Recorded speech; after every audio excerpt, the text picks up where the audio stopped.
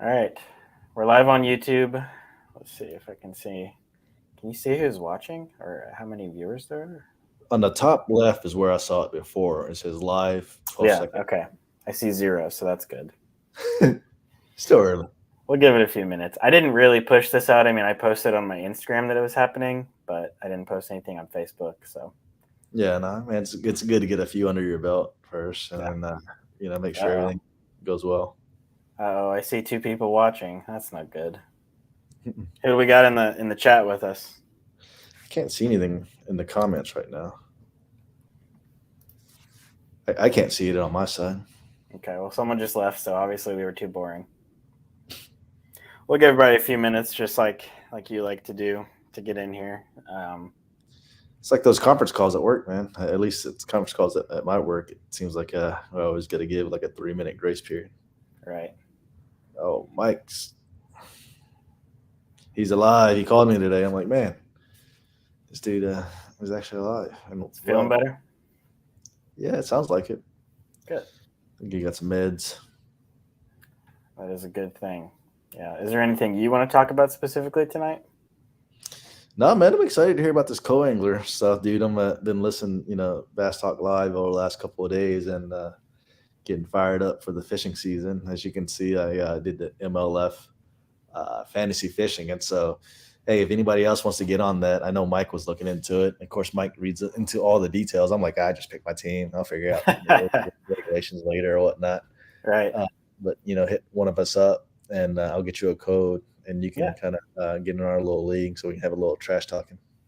It's just fun, man. It's good to you can either there's a couple different strategies. I feel like you can either just pick the guys you like, or you can pick the guys you think will do good. And sometimes those are the same thing. Sometimes they're not. Yeah. But I Well, I mean, mean, Melinda doesn't really know much about any of those people. I mean, at least they have the ranking, and you can kind of drill down into them a little bit and kind of see where they're from.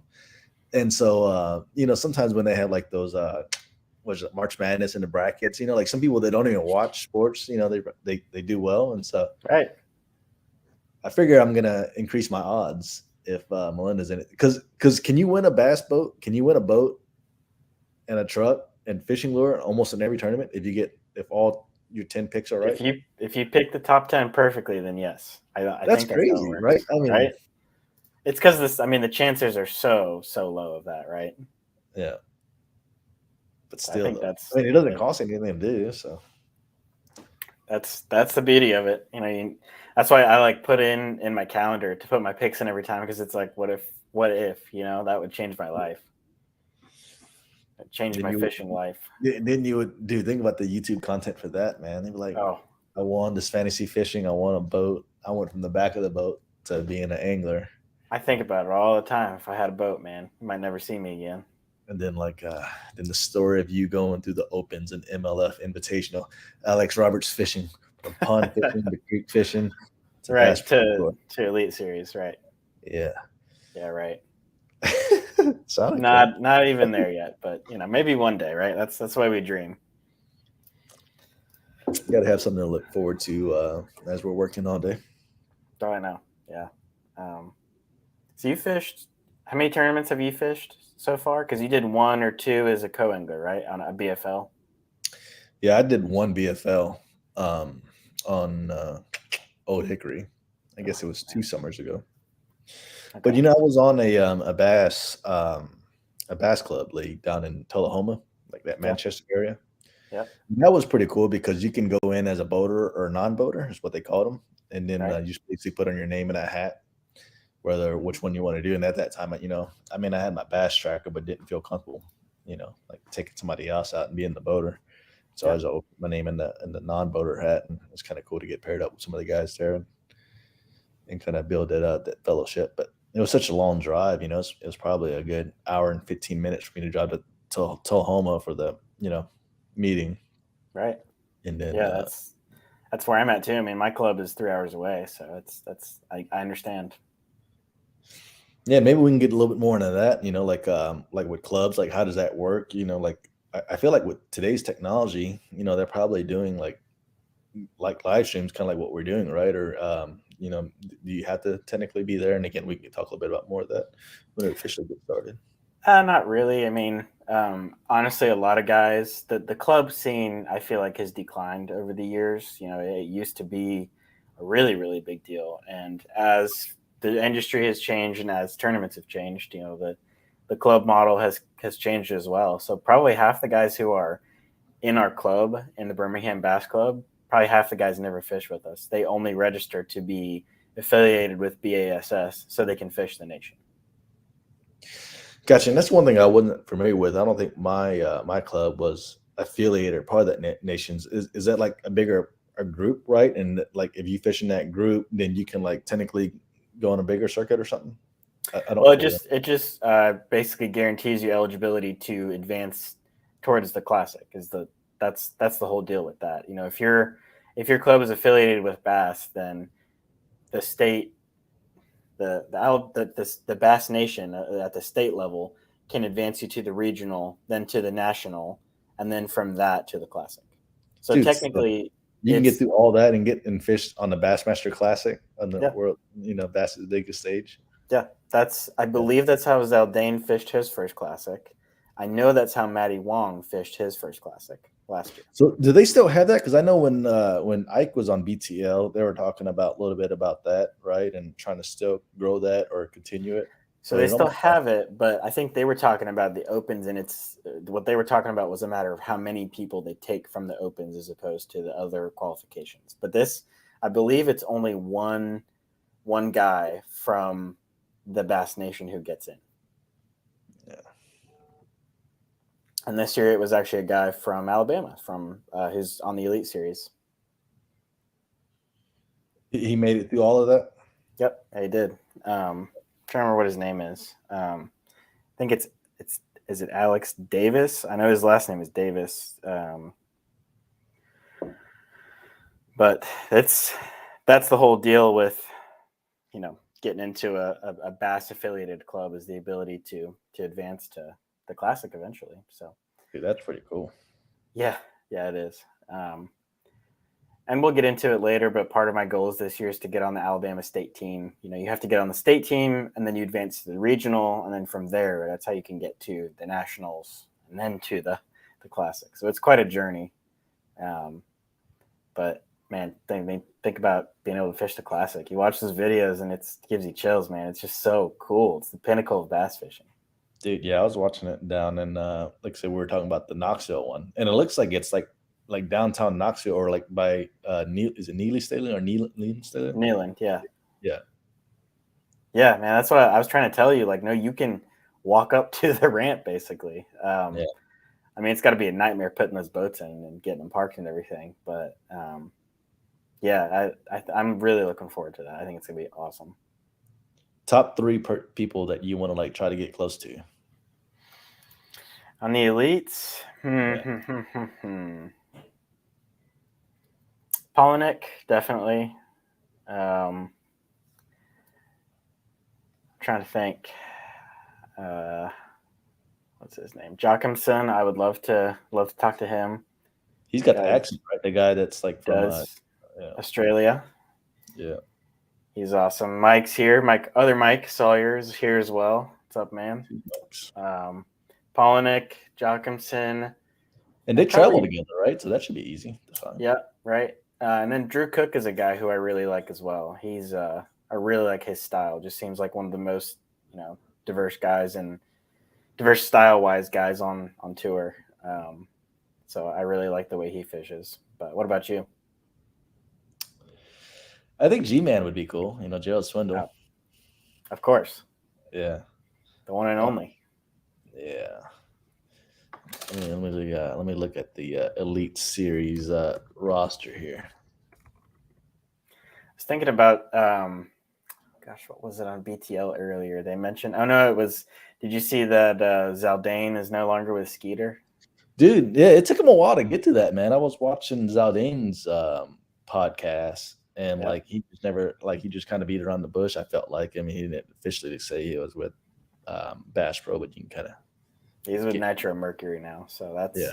That's a big change. He left Megabass last year, which is a big deal. I mean, does any of this stuff really matter? At the bottom line, Does it really matter? It's these guys' careers and futures, and there's so much more to it than just, oh, he's not on this team anymore. Now he's on this team. It's, I don't know. Yeah. And It's people give interesting everybody though. a hard time about like, oh, they're moving because of money. Like, hey man, put yourself in their position. They gotta look out for themselves in the future. Even if it is just money, who cares? Yeah. You have to, like they were talking about on the podcast, like you've got to make a way for yourself. And yeah, it's just really cool that they're being so transparent about it, because it's just not really talked about by a lot of other people. Yeah, I mean, think about Jason Christie. Like he hasn't really said anything about moving from Skeeter. I mean, that's another Skeeter guy. No, he was on Express. Express. Yeah. Yeah, and it's a big deal. It is a big deal when it happens. Like, I'm not trying to diminish the fact that people move in. It does matter, but I don't get the hate. I don't really understand the hostility. Yeah, I don't either. I was watching like one of the guys I was just looking at from the Elite series, like Scott Martin. He was like, "Oh, these are 9 essential things that you need on a boat," and it was just literally a Garmin commercial. So, yeah. That's not terribly surprising, I guess. But unfortunately, there's a couple of channels that are like that. I know we've heard some guys in the past, like Gordo, talking about tactical bassing. But got Mike asking, Alex, how far along do you think you can get in your quest to go pro until you find it necessary to get a boat? If I could get a boat right now, I'd have one. As far as it being necessary to get a boat, I think if I were to go to the All-American this year, that would become a much higher priority. So we'll get into it later, but that's the All-American and obviously the Classic are like the two of the biggest amateur tournaments out there. Now, the Classic is not necessarily an amateur tournament, but if I was to get to the All-American and even win it or something, if you win it, I think you get a boat anyways. But I think if I made it, that would be kind of my signal that I need to be pursuing this more in a more professional sense, I guess.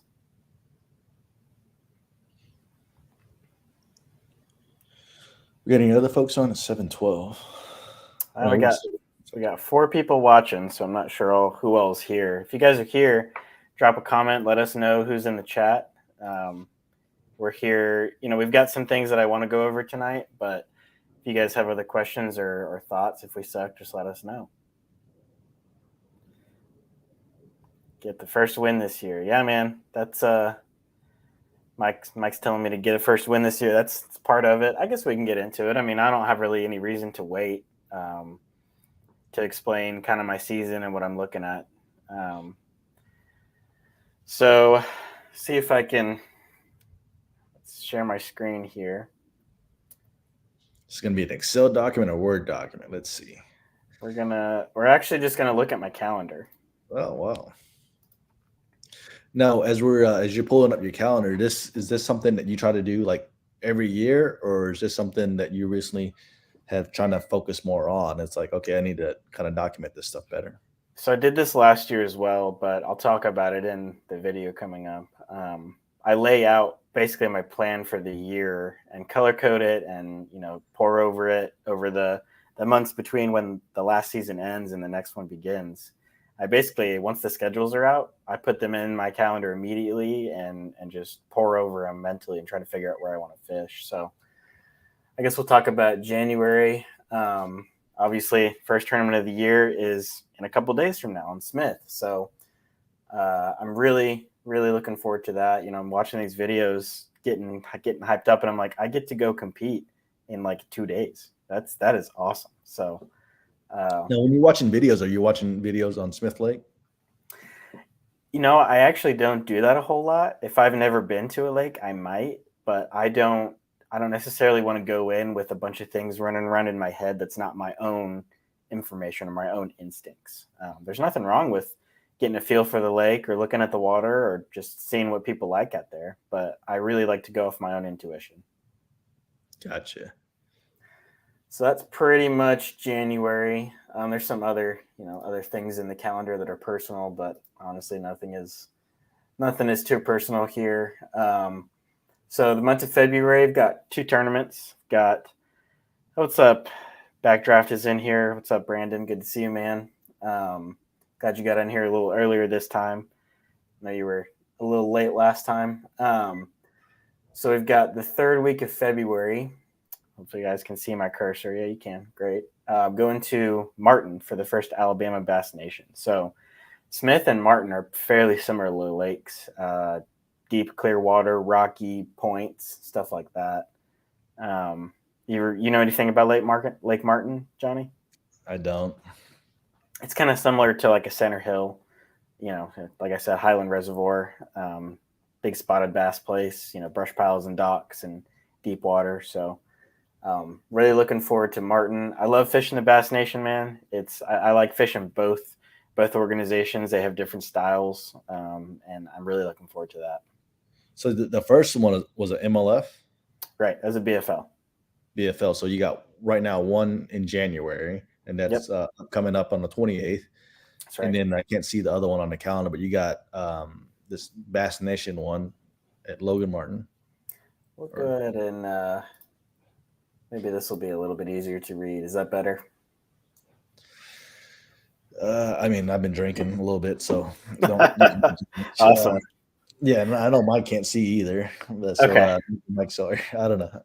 But No yeah, I mean, worries. you can kind of talk about it. Yeah, I can see the days on it. Okay. Well, just know that all these tournaments are on the weekends, so I don't know how well you guys can see that. Maybe that's some flawed logic on my hand, but we've got Bass Nation on Lake Martin, which is about a 4-hour drive. It's near Auburn, Alabama. And the week after that, we've got another BFL on Gunnersville. So that's Choo-Choo Division again. Man, so back to back. Yeah. And when we get those weeks, man, it's really busy because I try to get the tournament video out from the previous weekend during that following week. So those weeks where I've got back to back is crazy. It's very busy, but it's part of life, man. This is what we do. So February we've got 2. What's that? And having an understanding wife. Yes, thank God for her. For real. So March is going to be another busy month. We've got technically 3 tournaments lined up. So we've got Alabama Bass Nation on Eufaula. Now I'm going to miss out on Music City on Dale Hollow. There are 2 on Dale Hollow this year.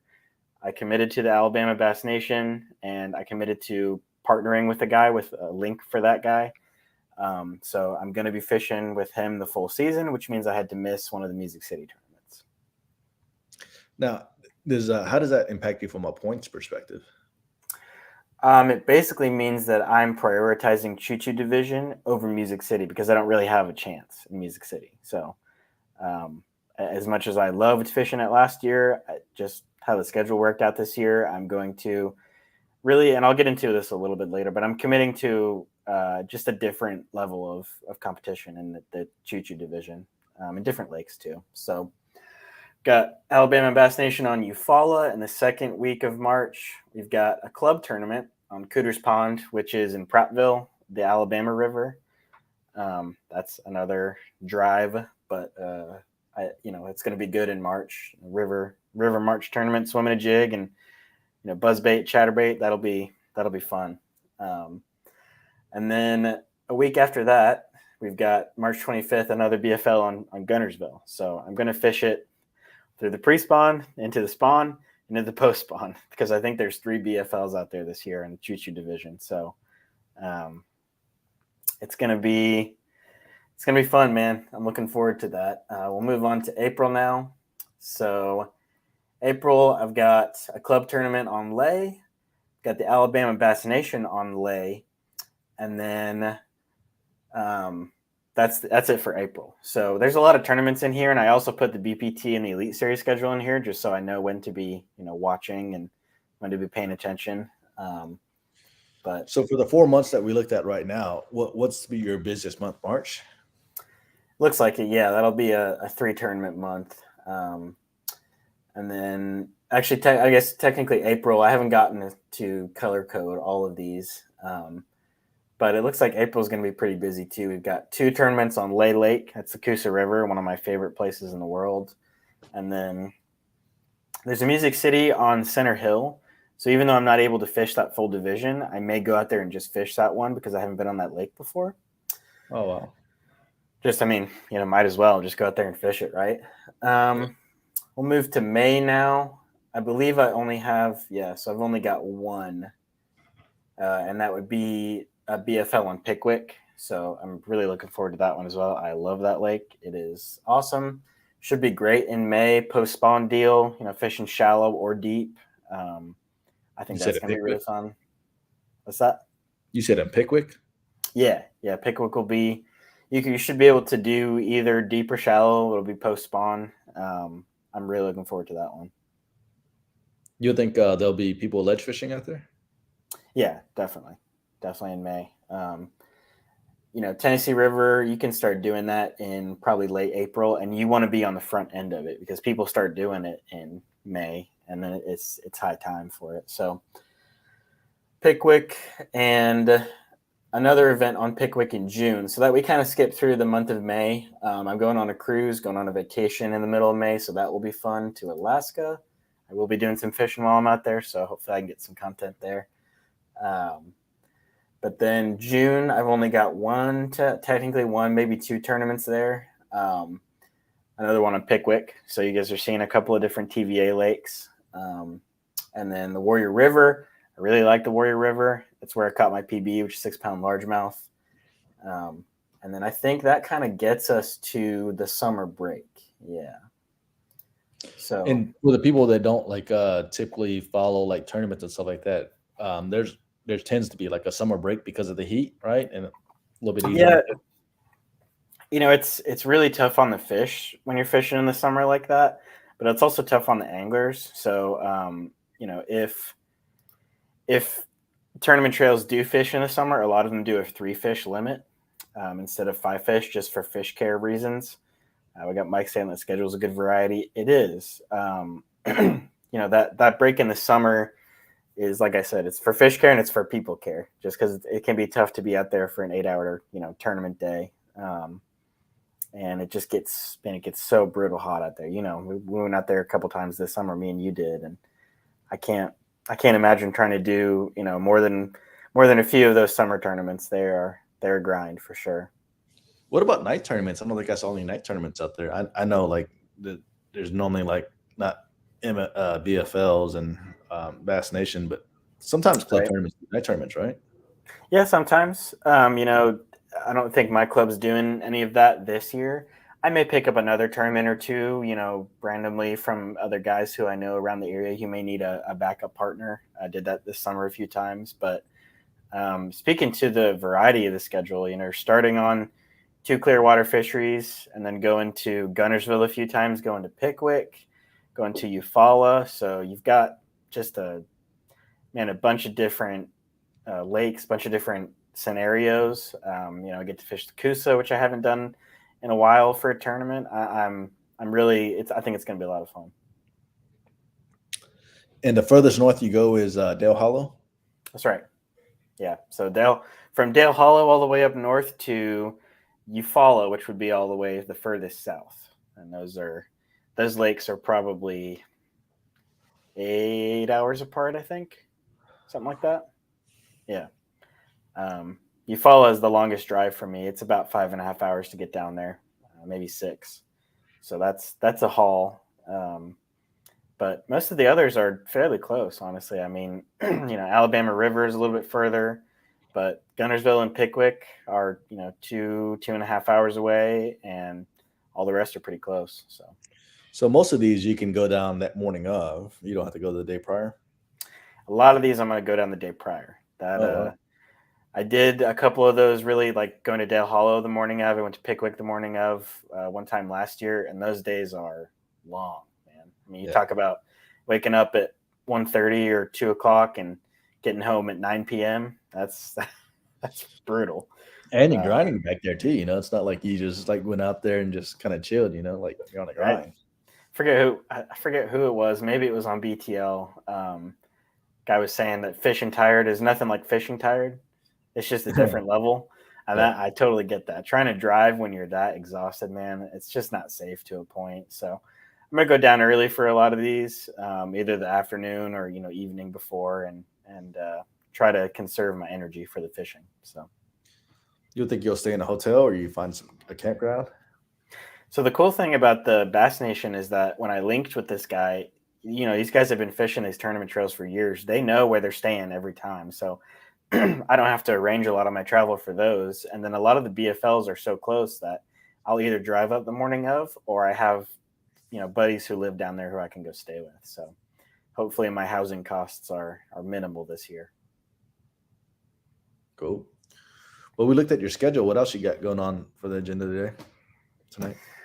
I wanted to bring up the concept of goals, making goals in fishing. It's a good practice in life. I don't know what you and I haven't talked about this at all, so I don't know how you feel about any of this. We may disagree, but I really like to make goals in my life, whether that's financial or physical or spiritual or whatever it is. Really like to be a goal maker, and that applies to fishing too. So one of the things that I learned at this Bass University, hey, shout out to them. Oh, that was terrible. Yeah, That was terrible. Wrong side. So one of the things that Ryan Salzman talked about was making goals and having a more long-term perspective in fishing. So I've tried to apply that and just started making goals in fishing and to put them out there publicly, hopefully will still help me stay accountable, right? Not that anybody really cares all that much, but for me, this matters. So my goals as far as tournaments go, hey, we got Kyle Pillars in here. Appreciate it, man. Thanks for jumping on. He's a fellow co-angler, so he would appreciate some of the things we've been talking about. But as far as fishing goals go, my number one goal this year is to make the All-American. So that means, and that means a number of different things to get to there. So these goals kind of build off of each other. But to get to the All-American, you've got to get to the regional first, and then you've got to top 10 the regional. And I think it's only the winner or maybe the top two that make it to the All-American from the regional. Now this is BFL. Right. This is MLF side. Yeah. So that's my number one goal for this year. That's top, shooting for the sky. Just make it to the All-American. So yeah. So Alex, let's kind of talk through that again. So let's talk about it from a tournament level. So we talked about two different divisions for MLF, right? So we talked about Music City and Choo Choo, right. And it sounds like you have to try to win, or I guess you have to be in a certain points, right, to move to the next spot, right? Yeah, So I'm glad you brought me back down, brought me to this level here. Kyle's saying I think it's top 6 that make All-American from regionals. You may be right about that. But starting from the BFL level, part of the reason that I'm focusing on one division rather than just trying to spread myself out and fish in whatever lakes I want to, I'm focusing on the Choo Choo division this year because of 1, scheduling conflicts, and 2, it's probably the toughest division in the entire country. There may be some divisions in Texas that have a higher level of competition, but I really want to challenge myself to go against like the best co-anglers in the South, right? So I mean, this is like 150 plus people, right? In these tournaments all the time? Every time. More than that usually, and usually 175, something like that. So it's no joke. It's a bunch of really good fishermen. So I wanted a higher level of competition. And then if by the end of the year, those who are in the top 45 of the points make it to the regional. So you got to. Now, last year you made it to the regionals, right? I did, and it was super fun. I didn't really have this mindset going into last year. I just happened to do okay and make it. So I'm trying to be more intentional this year. But top 45 make it to the regional. Everybody fishes 2 days, and then the top, depending on how many are in the field, the top 10 or top 12 fish the 3rd day. And then it looks like top 6, what Kyle was saying in the chat, top 6 make it to the regional from that 3rd day of fishing. So all in all, when you think about it, you've got, I believe it's 4, so it's 4 tournaments and then a super tournament. So that's 6 days of fishing to get to the regional, 3 days potentially of fishing at the regional. So that's 9 days, and then get to the All-American. So all you need is 9 good days of fishing, right? That's it. Right. As a co-angler, you only have so much control over your success. Now you can you can have an approach, you can strategize, and if your boater's not around fish, kind of SOL, you know what I mean? Yeah. So I think if you go into it with this approach, you're just mentally giving yourself a leg up over a lot of the guys automatically. If you have this goal of like, I want to make it to the All American, that's my goal, right? To get there, I have to do this 9 times and succeed. So, I'd like to win at BFL this year. The closest I got last year was 14th, I believe, which is not a bad finish. But I really would like to win this year. So if that's on, I don't care where it is. I would like to win. I don't have one of those on the BFL side yet. So that's one of my goals. We got David in the chat. Welcome, man. Thank you guys for sticking around. I want to win a Yeah, BFL. we want to talk. Let's talk a little bit about that 14th place. Did you have a limit on that tournament? I had 2 fish. It was. Now, hear me out on this one. Like, so maybe for each tournament, if you can just have the goal of catching, 3 to 5 fish. I mean, I don't know if that's realistic or not. I mean, I don't know how many you caught in the other ones, but it seems like if you just caught a limit in each tournament, you could potentially make it to All American, right? You can. If you catch a limit every tournament, you might win the All American, like straight up as a co-angler. So that's a good goal to have. But I I think if you set, I just want to catch a limit. I just want to catch this many fish. Yeah, like Kyle said, if you catch a limit as a co-angler, you've got a good shot. You might win the dang thing. I don't care about top 10. Dude, man, like it seems like you would just change up your strategy, man. Like finesse them, dude. Like wacky wig it, drop shot, But if you're fishing like that and you get a limit for 8 pounds and the other guy's got 3 fish for 10, you're going to lose. So, there's certainly something to that approach. And it doesn't mean that I'm not totally willing to go finesse and, pick apart a limit. But if my mindset is I want to win, yeah, there is no other that to win, you've got to catch a limit, right? So, yeah. Hey, throw that big 8-inch glide bait, swim bait. I might. You never know. You Yeah. catch it on the videos, right? We got the TVF up in here, volunteer fisherman. Welcome, man. Thanks for tuning in. So as far as the fishing goes, I want to win a BFL. I want to get to the regional. I want to make it to the All American. That's the high level, lofty. Those are that's the success. That's that's the results driven part of me that wants those things. Yeah. So if you went All American, is that what you win a boat on that one? It's a pretty good payout. Pretty sure. Yeah, that would be. I don't know what the actual. This is obviously I should know these things, but I don't know what the actual payout is. But I mean, I think it would be pretty good, right? Yeah, I mean, I think it also depends on how many people are there, which they probably have a set number of people for, right. For All American. Maybe Cal knows. I think it's like 60 people, 10 divisions, 6 people. I think it is 60 for the All American.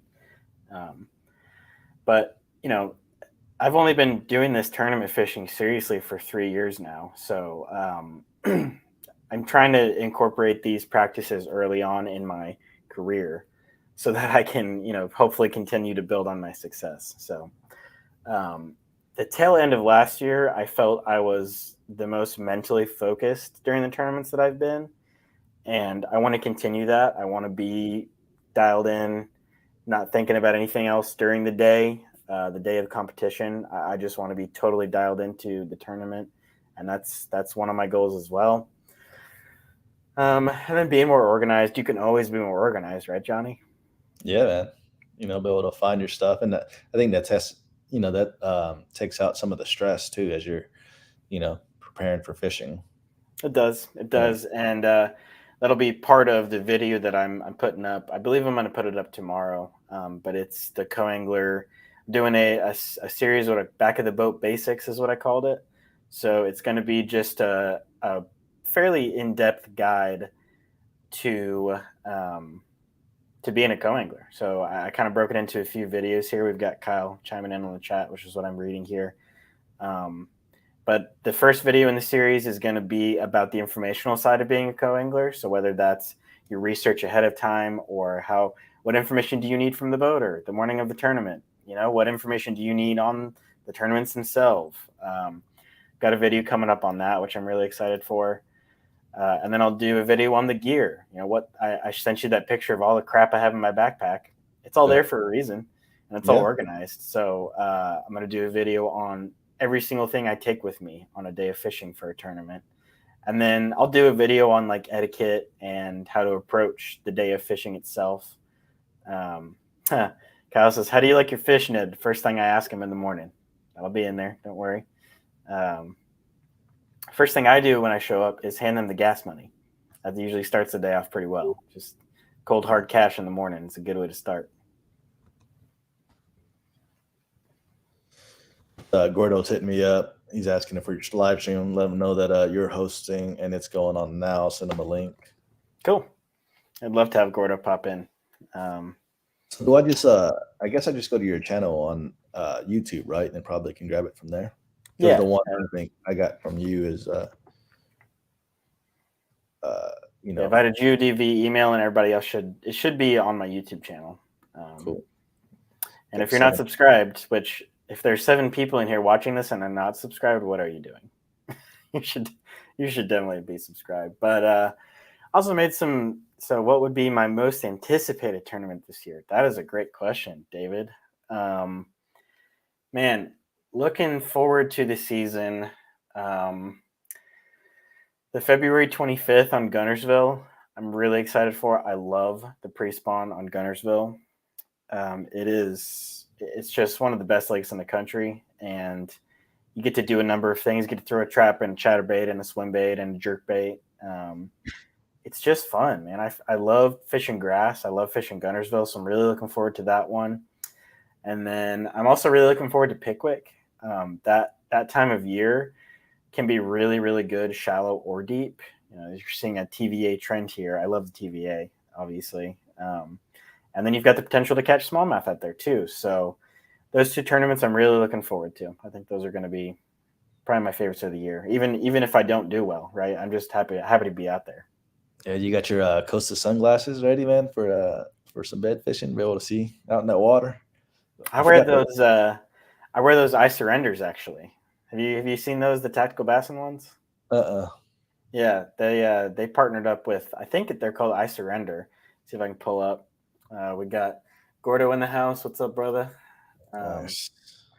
I'll share my screen here in a second. But I figured you want some after listening to BT. I forgot who it was the other day that was talking about Costa sunglasses, and so it got me researching for sunglasses. Yeah. So let's see. Share my screen here. So I Surrender partnered with Tactical Bassin. I believe this was. So Kyle loves his Hobies. Love that. Like I said, a few years ago, Tactical Bassin partnered up with I Surrender and put out this line of sunglasses. And, they get deep into like what lens color is best for what and blah, blah, blah. Yeah. Honestly, I have 2 colors. I've got 2 color lenses. So I've got these black frame with a blue mirror. That's for really high sun, really high glare. Those are great for filtering out really high sun situations. And then the black frame, those are just good for day use. Does it say whether it's plastic or glass lens? They're plastic. Gotcha. Yeah, and $90 is not cheap for sunglasses, but it's also not Costa level of expensive. We got 10 Horse Monty in the chat. What's up, dude? You know who that is? That's he's a pretty big deal on the co-angler side. He's been at it for a few years. Big respect for him. I wonder if can you Google the search on Tackle Warehouse on those glasses that he mentioned? Was it the Costas? No, the Banjo. He says BAJIO. I think is what it's spelled. Let's see. Oh yeah, Banjo. Let's see. Like Gordo chimed in. He's like, "What's Whopper popping, y'all?" And yeah, it's funny. I just read what Whopper popper y'all throwing, and I guess it's the fisherman in me. Or angler. I like it. So we're going to. I couldn't find Banjo glasses on Tackle Warehouse, but I'm gonna switch over and see if I can find them on the regular internet.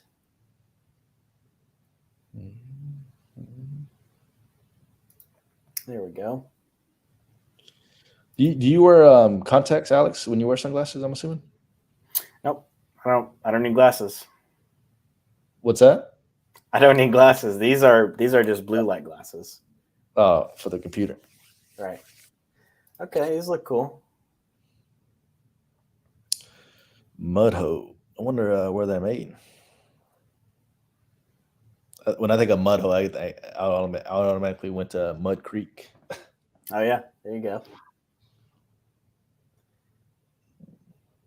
So, Tin Horse, if you could let us know what about these glasses you like. They look, they've got some diversity in their products, which is a good thing. I mean, they know what they're doing. You can't, you don't survive nowadays without knowing what you're doing. But they've got some different styles. I like that. The eye surrenders are not the most stylish glasses in the world. Bahio. Oh, Scott Martin. Oh, that's what these are. That's why they look trendy. He's got to be all handsome. Was that Scott Martin? Yeah. Okay. Yeah, Bahios. Kyle mentioned something good with the glass lens. If you're punching, that lure comes flying Yes. back at you. Yes. I think Pangrak talked about that. Did you see that video that he put up on BTL? Yeah, I think Yeah. it was last year, and took one to the head and took one to the Yeah. noggin. He sure did. Man, that was quite unfortunate, but it's good to have everybody here, man. We got 10 people. Look at that. Man, you made it to double digits already. I caught my first double digit of the year. That's good stuff. Hey, getting back to goals, is that one of your goals this year? What just continue to break your PBs? I think that should always be a goal. There are things we always push towards in life, and that should be one of them. Should be, be a better person and catch your BB, right? That's how it should go. But speaking of that, we've got a little hustle going on with our group of friends, a little big fish bet. So whoever wins that, there's a monetary motivation there. You want to talk Yeah. about that? Sure. Just trying to think of what we say. So we got like a group of 6 guys that normally fish with us, right? And then I think we said lakes, public body of water from Kentucky, Tennessee, and Alabama, and then I guess the heaviest bag by December 31st. But you The have to be heaviest bag, or is it the heaviest fish? heaviest fish, yeah. Okay. It's the biggest fish between the six of us. We've got to be with each other when it gets caught, and it's got to be within the couple of states right around us. And David's saying hit the like and button and subscribe. Yeah, if you're here and you haven't subscribed to my channel, I don't know why you're here, but I sure do appreciate it. So that kind of goes into my goals for socials this year and kind of the more social media branding side of it. So came out with my logo last year, which has been awesome, well received. Jumping on big fishing or big Jim fishing here next week, which should be fun.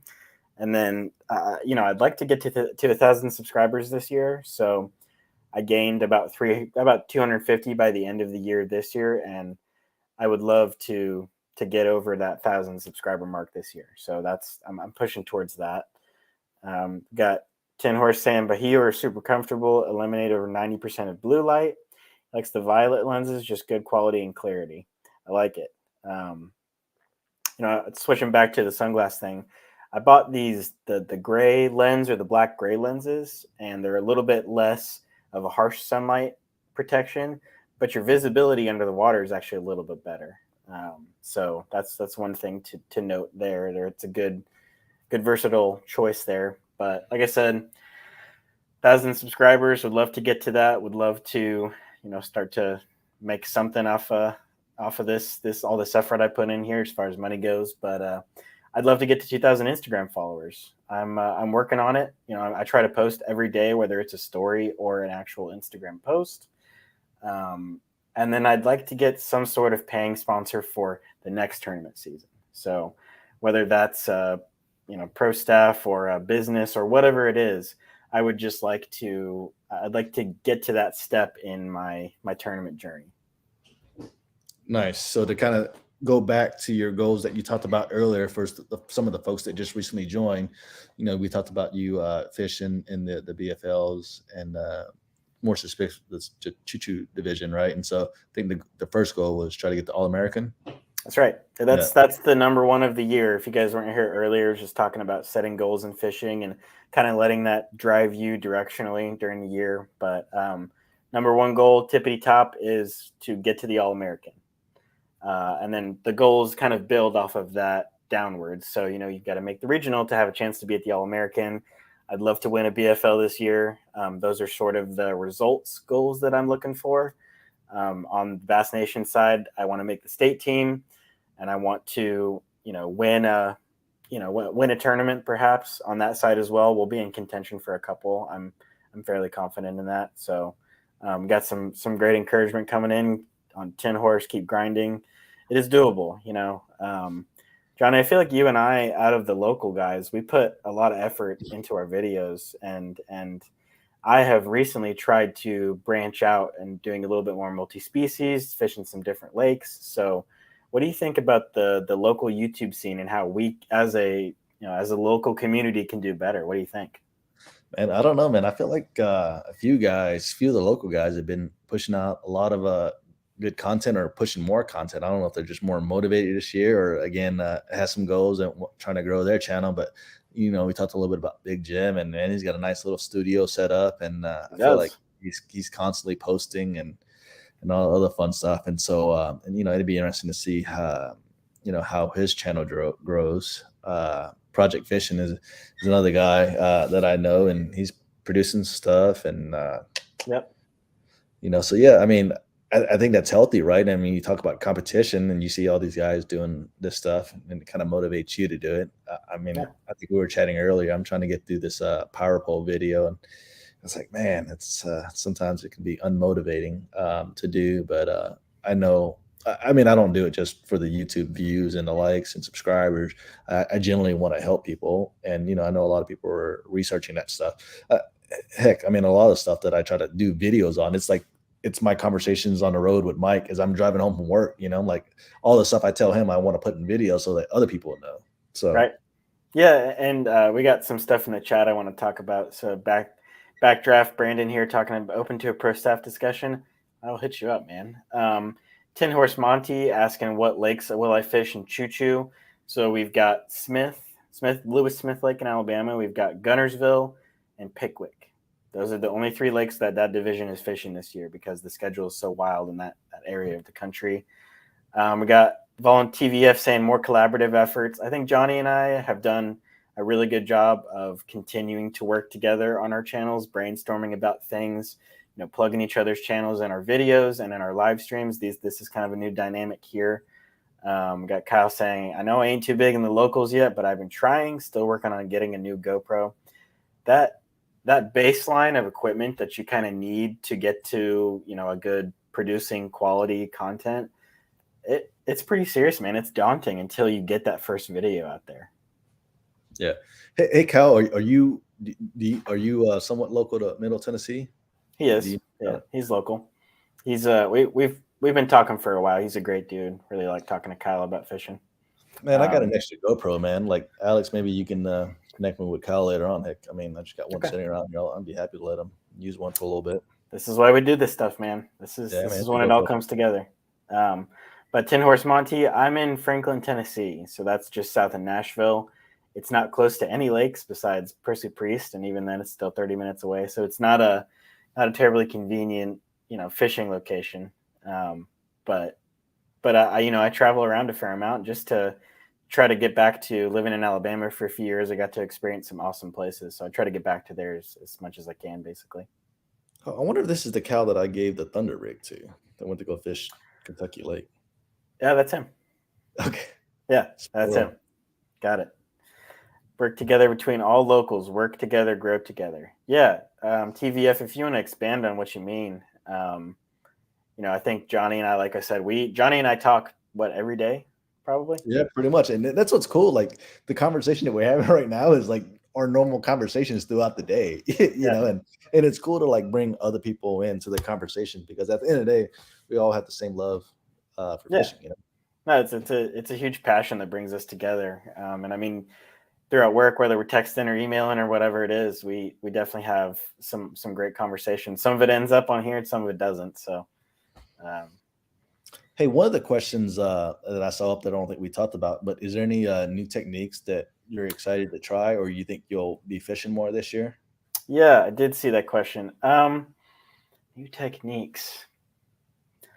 I don't know that I'm going to try any more new techniques as far as the tournament goes. It may. But I mean, I think you know as well as I try to fish everything, right? So I'm Yeah. try to be super versatile. I think one thing I want to do this year is maybe not focus on new techniques, but actually try to refine the current skills that I have. Um, at the Alabama Bass Nation Championship on Eufaula this past year, I had two fish in the bag and needed it's a three fish limit for co-anglers. I needed one more and I had like 20 minutes left in the day. It's like, what do I have a ton of confidence in that I can catch a fish on right now? Like this is it, right? This is the moment for a fisherman like us. Like, The what do fluke. I what do I pull out and make it work? And it was a chatterbait. Chatterbait. And I mean, like literally 20 minutes left. I was like, just take a couple casts. It was like my fifth cast in. I caught my last keeper, and that's what got me a 13th place finish. So stuff like that is something I want to build on, right? That okay, what can I rely on right now as a confidence bait to get me to that, that next step. So Nice. All right, so we talked about some of your plans, your goals. Any other goals that we haven't talked about? not necessarily. We did talk a lot about before a lot of people were in here about the fishing goals and kind of the year and how it's going to play out. But what about you? Any new techniques that you're looking to try this year? Yeah, but before we go into that, I'm trying to keep you like motivated with your goals because I want to see you Oh, do well. here we go. You talked about like trying to make it all those different levels. For me, I see you putting some stuff on the calendar, and maybe I'm old school, but I like to write things down, right? And so for me, like sometimes just writing things down just makes me feel that much more accountable. And then two, just like what is it going to help me accomplish that goal? And I think you're kind of alluding to that by like getting tackle ready, mentally preparing yourself, and all other good stuff. But Sure. it'd be interesting to see like maybe you get to a lake in the future where you feel like you got to make like accurate pitches and casts. I don't know like your situation in your housing. Like, do you ever try to make it a point like, okay, I'm gonna try to be a better caster, right? Whether I'm casting my right hand or left hand, or do I want to skip my baits better? Those are some things you probably kind of think about to help you Yeah. catch fish to make it to that next level. Yeah, that's a great point. We got Kevin in the chat. I was talking to Kevin before the show, man. Appreciate you being here. So, yes, it's funny you're talking about kind of the fundamentals of fishing and the things that we need to go back to build on to get to those next levels. Definitely is true. And as I was thinking about today, about flipping and pitching, setting a coffee cup out in my living room and taking some casts and stuff. And honestly, a lot of that stuff I do out on the pond that I fish, right back out here behind the apartments. I do a ton of, I mean, I fish there probably 3 or 4 times a week, honestly, if I can. And so Yeah. that is a lot of making those casts and making those flips and figuring out, do I like this line or this line better? And the good thing is you get a lot of feedback because they're dumb fish. So um, it's, That's why I want to make my way up to Minnesota with all those yeah, lakes. Supposed to be just going to catch them all the time. yeah, absolutely. Got some stuff in the chat I want to talk about. Do either of you have a go-to or a confidence bait? My confidence bait is a crankbait. So whether that's a 20-foot diver or a 2 foot or a lipless, I'm a big crankbait guy. Man, a 20-footer, that's a workout right there in itself. Sure is, but it works. What Yeah. about you? Any confidence baits? Yeah, and it actually ties back to like some lures I want to get back to like fishing this year, which would be the shaky head. 2 summers ago, like the shaky head was my deal, and I felt like I can catch fish all the time on it. And then last summer in 2022, I got on a good crankbait bite and just realized how much water I can cover, and I didn't have to like, have to worry about packing a bunch of worms and whatnot, and just catch a bunch of fish on crankbait. So summer of 2022 was a crankbait. But for this year, I'm just really intrigued with finesse fishing, and maybe that kind of goes back to like catching that five fish. Yeah, And with finesse fishing, it's a little bit easier to catch. A limit. Although I've only caught a limit like one time last year. But you just got to build up that confidence catching fish, and then I think you'll eventually make your way to catching big fish. So yeah, just got to put yourself around fishing first, right? And that's what I'm trying to do more this year. definitely. We got Kyle in here. Chat is kind of popping off, man. This is really cool. Kyle's saying, You have to visualize things, and being a co is a big mental battle, especially like y'all said. You can't control where your boater goes, and most days are going to be a grind. 100%, man. The visualizing thing is, do you do that when you're fishing? Do you sit there and think about your bait going through the water or where the fish might be set up on a piece of cover? Are you visualizing that? No, I mean, to be honest, I don't, and I probably should more, but I do think about like, all right, here's like a little current break, or it seems like there's a big chunk rock there. Let me, try to get the lure down there to that fish. And it also actually goes back to my swim before, like 2 summers ago, before the shaky head was like a small 3-inch swim bait, like that Kitech. Yeah. And, I can visually, think about it, and I'm throwing on an 1/8 ounce jig head, and, I can kind of like count down and kind of see where it's at. And then, I think fish are suspended in 6 foot of water and try to slow. It through that 6 foot range. So I guess Yeah. I did do that and I just didn't think about it. So Yep. Yep. Love it, man. The chat is still popping off. I love it. dude, So, let's talk a little bit about square bill and spinner baits from Backdraft. He must fish, I guess it's Brandon. He must fish a lot around wood. And you fish with me some. I rarely fish wood. And so like I feel like I rarely throw a square bill. The times I have thrown it, I think I tried to throw it around riprap. But maybe that's the stuff I'm missing out on. Like a spinner bait. If I'm gonna throw a spinner bait, I'm gonna throw a chatter bait. But like you said, you like that spinner bait around wood because you can just crawl over stuff, right? You can kind of visually see it and doesn't get hung up. yeah, Just the area man. of place I fish, there's not enough wood. Yeah. We don't get a whole bunch of wood in our area. I mean, Old Hickory does have a lot of wood to fish, luckily, which is good. But another thing about that chatterbait, you can fish them in woods sometimes, but you have to have a trailer that stabilizes that thing as it's going over branches. So you'll see a lot of the real thin trailers, or like a boot tail swim bait. The bottom of them is round, and so when it's coming over that limb, it tends to roll, and Yeah. that's when you'll get hooked on. You'll get stuck and get snagged. Whereas that spinner bait's just got that guide of that wire that'll just let it crawl over everything and keep it stable. Um, so let's see. No substitute for time on the water, Kevin says. I agree with that 100%. Kevin's So another fellow Triton guy, man. It's kind of cool he watching is, videos and seeing the man. He's Triton. got a he's got an old school Triton, and he takes care of that thing better than I've seen anybody take care of a boat. Man, That's why it looks it's so good still. absolutely. And he's taken me out quite a few times this year. I really appreciate like a lot of the guys who are in this chat right now have taken me out fishing, not having a boat, man. I just have so much appreciation for it, and you too, obviously, taking me out on the water so that I can produce content and get out there and fish. But it's really cool to see these guys jump in, and especially it being the first time streaming here. Um, it's good to see people talking and stuff. So, did you notice in the chat, Kevin and Tin Horse Monty talking about their days fishing? Uh-uh. We're Yeah. talking about. So I don't know when they fished together, but they fished a tournament together on Kentucky Lake, and Kevin is the guy who let me know about. I guess Gabe is his name. He let me know about his channel as a co-angler. So he fishes the BFLs as a co-angler as well. All right, man. I'm gonna have to like go back and get some of these names from me later on so I can subscribe to them. Again, Oh Che, yeah, hello. yeah, I'll let you. absolutely. I know out of the people who are here, I know. So Backdraft does videos. Faith and Fishing, still working on it. I'm going to badger you every time you're here. Need to see a video out of you, Mr. Gordo. Yeah, he's working on a logo. It looks like Yeah, hopefully he's getting some luck on finding some folks to help him with his logo. man. But Backdraft does videos locally here, talking about local fisheries. Kyle has at least one video. He may have two up now. Does some creek fishing, but he fishes the BFLs as well. So hopefully get you guys connected. And yeah, Gabe's a great guy. Yeah, he is. Talked to him when I put my regional video out just a few months ago, and it was cool to interact with him. Let's see, what else do we want to talk about? I want to talk about Backdraft. I'm pretty sure like that's like an old firefighter movie from like the 90s. Oh, is it? Yeah, dude, you need to check it out, man. It was pretty cool from what I remember. That's cool. I wonder. I would guess that's why that's his brand name there.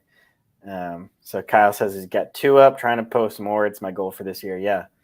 So Johnny, do do you try to post every week, or are you more focused on like the quality over the quantity as far as the YouTube stuff goes?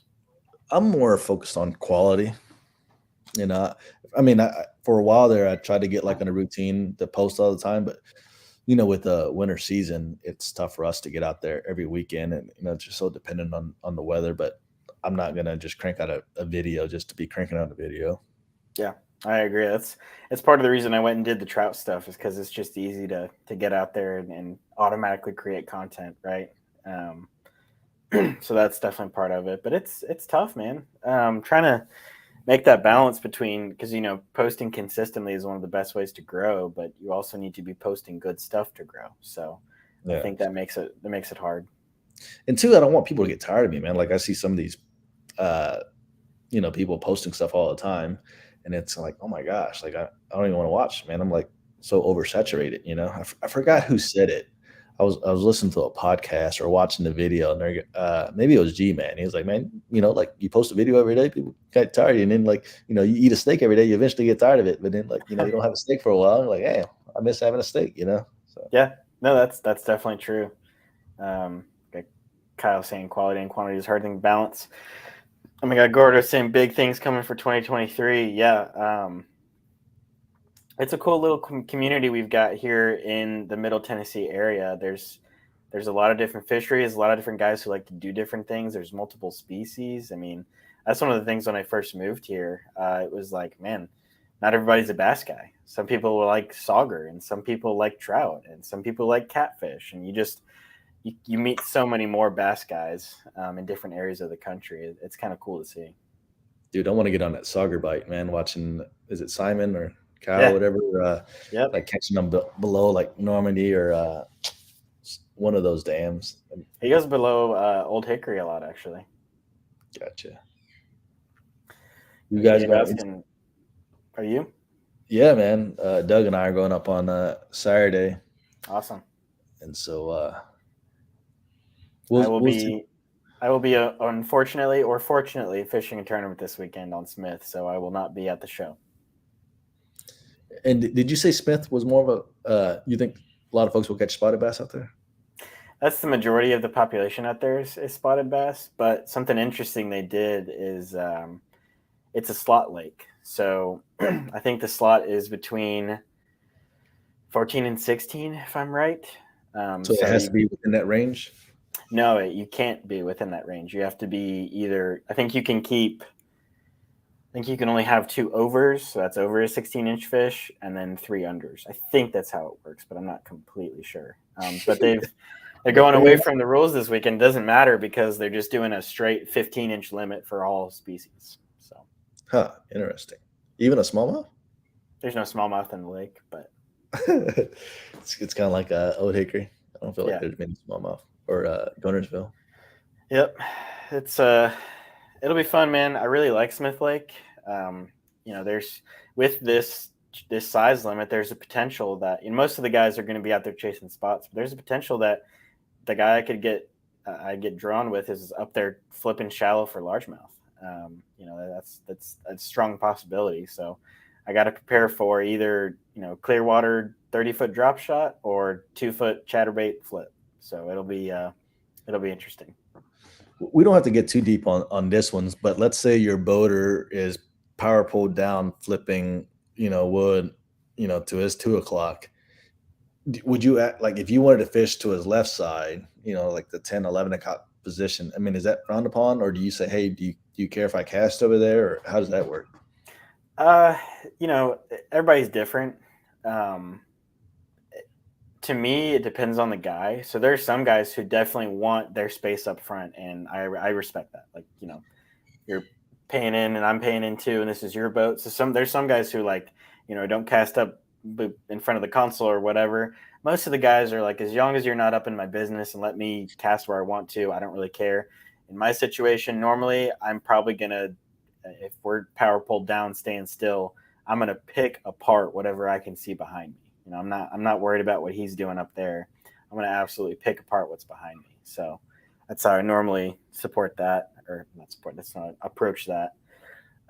So hey, if you guys are at the East Tennessee Fishing Expo this weekend, Stop by Cumberland Pro Lures. I'm seeing some of their stuff. It looks really good. Bag 5 Baits, Crocagator, and Bait Works, and say hi. Yeah, awesome.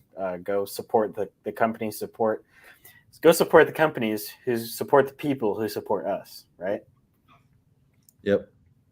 Looks like Mike's got a question down there too. I'll go ahead and try to. Yeah.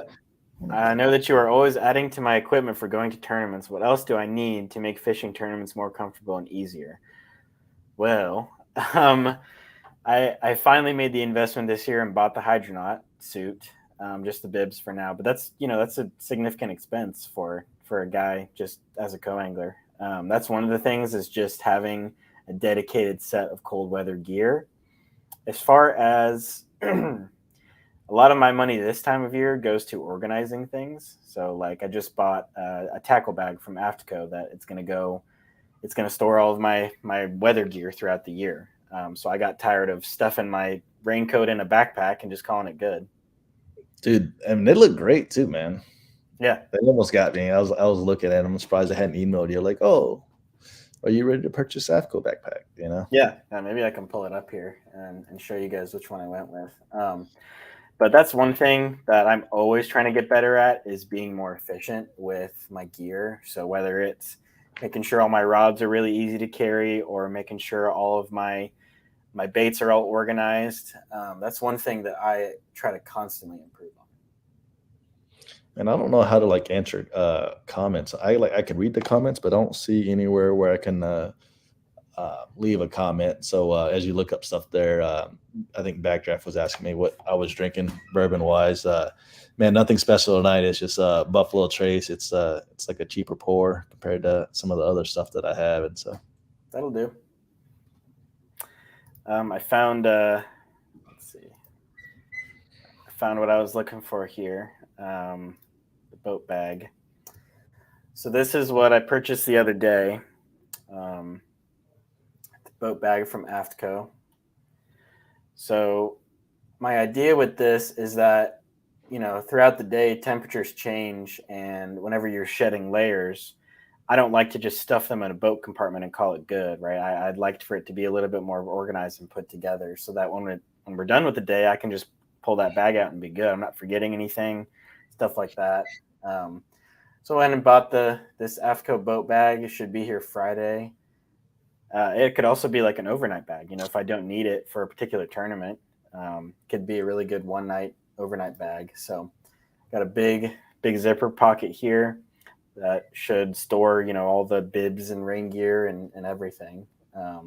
So that's the old boat bag that I just grabbed.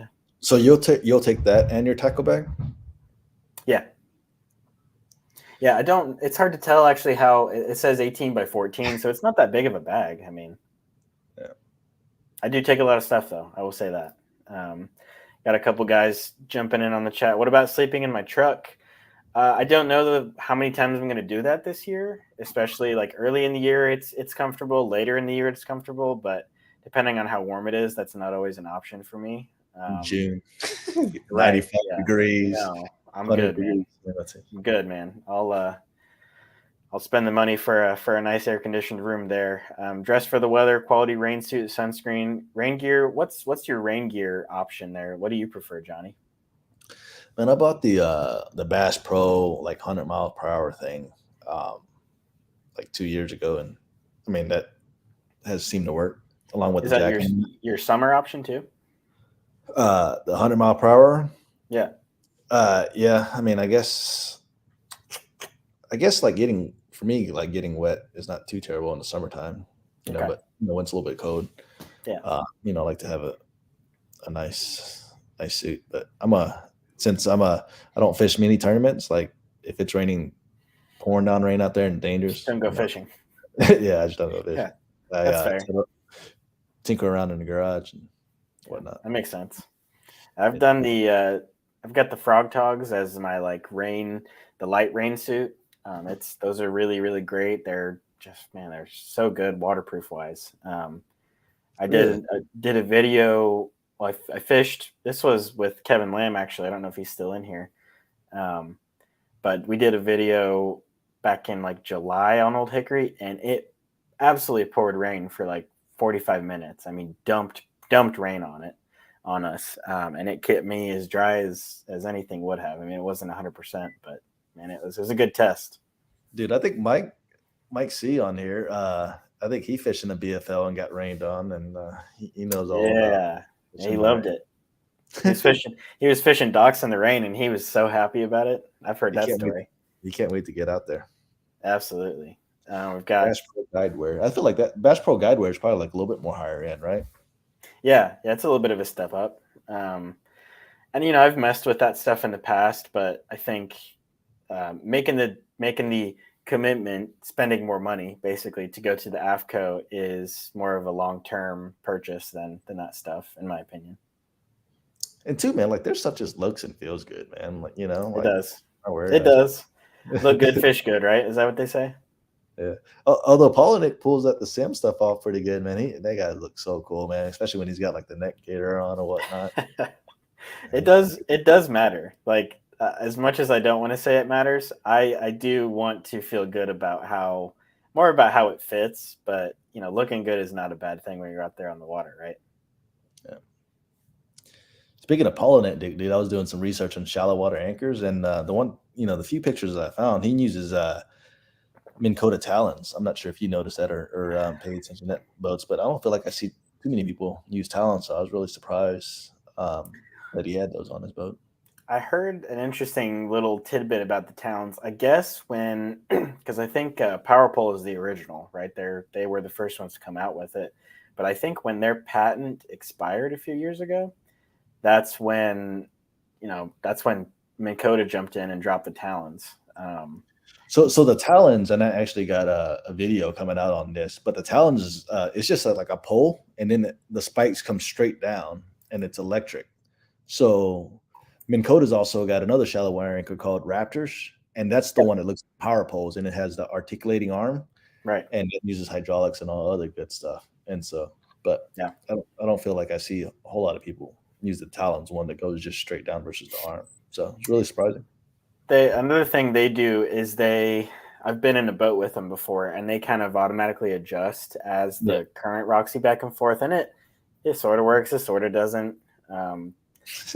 I mean, it's sort of annoying more than anything else. I think it just makes extra noise to a point. My biggest thing is like they look so bulky back there, and I apologize if somebody's watching this and they have them and all the good stuff. I mean, Yeah, we hate them. But again, looks, man, like that when their arms come out, looks like a praying mantis. It looks good. So what we're finding out is that you're a very aesthetically oriented fisherman, Johnny. I am. That's why I always wear black in these live streams. Like it helps me look skinnier to you. Right? Yeah, I know. Same here, right? I got the old the Bass University logo here representing them too. So 3 things that you learned from that class that maybe you can kind of share with the group that you didn't think about. Bass University. I've got my notes sitting here, and I can scroll through them real quick. But so they give you, when you sign up, they give you this little notepad basically, and for each instructor, there's 1 page of notes, right? Oh, wow. And I took 1 page of notes per session. That's good. See, you're writing stuff down. I feel like people your age, they would just take their laptop and just type all the time. I mean, when I say I wrote just pages and pages and pages. Let's see. Give up some juice here. One thing, you know who Matt Herron is? He's sort of an old school guy. Been on the elites for a long time. He's very well respected. One thing he talked about, and I've sort of adapted this a little bit, is he was talking about versatility. And his big point was staying versatile within your wheelhouse, within your comfort zone, knowing what you're good at and expanding on what you're good at, not just expanding for the sake of expanding, if that makes sense. Like from a technique perspective, like yes, don't have try to throw 30 different techniques, but right. Be good if you're flipping and pitching, don't go ahead and if you're really good at flipping and pitching, try different baits and different hooks and different knots. Don't flip and pitch and then run offshore and go deep crank for the next 2 hours. Stick to your flipping and pitching and try something else within that technique. He talked about current fishing. I was very interested in that, given our tendency to go out and hit the river.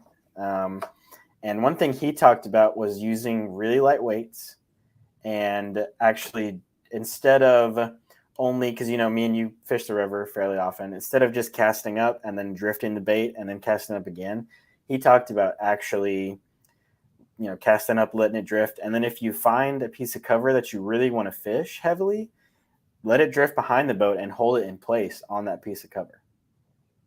That's Kind of that's like a little, what you did with that big smallmouth, right? That yeah, we caught yeah, last similar. But this is being very intentional about, like, okay, I see a current break in the water.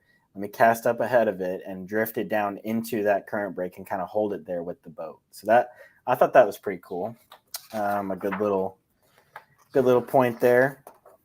year. He talked about how fish set up on current and how the different species, like offshore, how they set up on current breaks, which was really interesting. Let's see what else. Dude, have you fished Kentucky Lake much, man? Maybe we need to go up there. I know it sounds like Asian carp is taking over, and the fishing there is tough. And I know some of the guys here, it sounds like they fish Kentucky Lake, but it'd be interesting to kind of break that down. I talked a little bit about it with Mike a few days ago. Yeah, I know Mike loves that place. I think that's where he caught his PB smallmouth. And Kevin, who I don't, he mean, do what? Mike's a 2-pounder. Right, yeah, no, biggin, dude, biggin. No, but I know Kevin also has been up there. They were talking about Kentucky earlier in the chat, man. Yeah. I've never actually been on that lake. I've actually really only heard bad things in the past few years. So I think it's making a little bit of a comeback. But I think it was so tough for such a long time. But I'm trying to think if there's anything else. What about Ike and his lipless rattle trap? Anything to say about that? So I don't really actually want to talk about this because it was something I'm pretty comfortable with the lipless in my hand. It's something I really like. And one thing he talked about in the winter is doing a jerkbait retrieve with a lipless. Really? So, you've probably heard of yo-yoing, right? Yeah. Yeah, right. So I actually caught a fish doing that the other day in a pond. It works, man. Let's put it that way. But he talked about a jerkbait retrieve. So, instead of just the lift and then the slack and then the lift and the slack, he was actually talking about like jerking it and then letting it fall and then jerking it like a jerkbait. And I've never seen anybody do that. Well, I'm going to give it a try because should be able to see my lure a little bit easier with my new 12-inch graph that I'm going to have here. There you go. I like it. But I mean, think about it, right? With the jerkbait, it does the dart thing and stops. But when you see bait fish in the water, if they are panicking and running, a lot of the time they will kind of start to relax and then start to freak out again, right? So the jerkbait retrieve with the lipless kind of makes sense to me. And I guess it would be different with the jerkbait, as you're jerking it and you stop. I mean, it's just sitting there, right? And Right, so, or slowly sinking or slowly rising, where the lipless is going to be like a what-a-da-da, and then just a gentle fall. But you got to keep it on a semi-slack line. That was his big thing.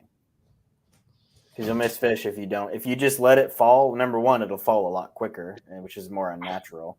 But then if you just have a little bit of tension on it and follow it down, it'll be more of a natural glide down. is a semi-slack line and a taut line the same thing? Yeah. It's, glass half full, glass half empty, right? But it's just having a little bit of tension on it instead of just right. It's not impeding the fall, so you're not lifting it and keeping it from falling. It's basically just guiding it down. Look at some of these other chats, guys. Looks like they're having a good time. Size matters and all other good stuff. Let's see. We talked about lipless crankbaits, jerkbaits. One of the things I'm interested in trying this year is that Mega Bass Vision or Mega Bass +2. Trying to fish a little bit deeper because I like to fish that little junior, and I don't feel like that junior gets down deep enough, especially around this wintertime. Yeah. So I'm gonna try like some heavier hooks and maybe do that +2. Get it down there a little bit more. I think Kyle was asking me about new techniques. That's not a new technique to me. I like fishing a jerkbait, but it's not necessarily a confidence bait for me. I would like to get more confidence in a jerkbait year round. So I really like throwing them in the winter like everybody else does, but you can catch them on it year round. So I'd like to put that in my hand more this year for sure. Yeah, you got to listen to the latest BTL. They had like a crappie fisherman on there, and he was talking about how he fishes the jerk bait year all. And John Sukup, man, that guy was on I guess the NPFL or something like that, Yeah. and caught majority of his fish on a jerk bait. Yep. That's part of my thought is like, as a co-angler, how can I be different? My boater's not going to have one tied on from May till September, so maybe I can do that. But I think we're going to start wrapping up the stream here in the next 5 minutes or so. So, really appreciate you guys jumping in here. At one point we had, I think, 11 people, which was awesome. And you didn't really tell nobody. No. I mean, I posted on Instagram and on my community tab on YouTube with all of my 1,000 subscribers. But, appreciate everybody jumping in here. It's been really fun. Kyle, appreciate it, dude. Thanks for jumping in, guys. We'll be wrapping up here soon. But it is cool to see all the local support. It can be tough trying to make this whole YouTube thing work. It feels like you're just shouting into a vacuum sometimes, but it's nice to see all the local guys jump in here. You said you have another video coming up before your tournament? Yeah. I'm gonna be posting the first of the Back of the Boat Basics series tomorrow. So that's just it's information. I mean, it's not. You can talk about the gear to bring and stuff like that. This is more of the preparation and information side of being a co-angler, which I don't think gets talked about enough. So that'll be coming out tomorrow on my channel. Awesome. When is the Power Pole video live? I don't know, maybe tomorrow night around 6. Just got to get a few more B-roll clips there. Try to make it entertaining. Yeah, awesome. I'll be looking forward to that. TVF saying, still need to do that locals tourney, Johnny. Yeah. Did you have you been doing any more work on that? I know you kind of posted on Facebook and stuff. And yeah, I mean, it seemed like a few guys were interested, but then I think with January weather and people had some other stuff going on, so I don't know. Maybe we can try to get one in February. So yeah, I got you. Well, tournament director is not a position that's desired by many. I don't know that I've ever met anyone who wants to be a tournament director. I mean, it was fun trying to organize. Like I said, I just enjoy just chatting and getting folks together. Right. So, yeah, we'll make it happen one of these days. Definitely. I can't wait to see. Did you see that Alan Gray, who's one of the tournament directors for MLF, was on Big Jim Fishing this week? Yeah, I saw that. Dude, he is the best. I love getting blasted off by that guy. So I'm going to see him this weekend. I can't wait for that. But it looks like we got people jumping off now. So anything else, man, you want to talk about? No, man. Just thanks for having me. Good job. Yeah, this was fun, man. Thank you guys for watching. Jump on the channels here if you haven't subscribed to us. Once again, I don't know why you're here. But hit Johnny up on YouTube and Facebook, hit us all up, follow us on the socials, and that's going to do it for now. So thanks, guys. Yep.